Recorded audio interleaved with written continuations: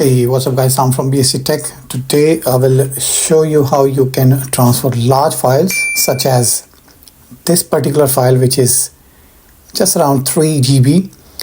How you can share this between your smartphone and your laptop, whether you have a Windows or a Mac system.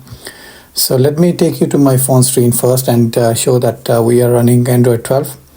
This method will work on any operating system regardless of what device you use, even between smartphones and tablets.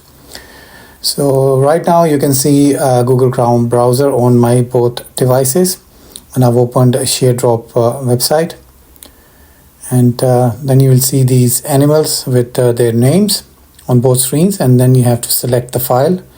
You can browse the file, make sure that you pick the right file when you transfer. Let's go inside the settings and see the properties of this file. It's around 3 GB.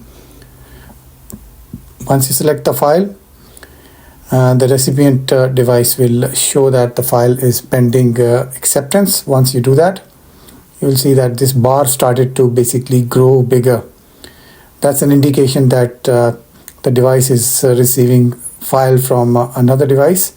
Make sure that you are connected within the same Wi-Fi network in order to transfer files between two devices. This is that simple and straightforward, guys. Depending on the file size, it will take between 2 to 5 minutes by the time the files are transferred between both devices, and you should see that inside your download folders if you're sending from your PC, and if it's being transferred to your system or a computer, then you will see that into the download folder on your device. That's it for today's video, guys. Thumbs up, like, subscribe and share. Take care. Bye-bye.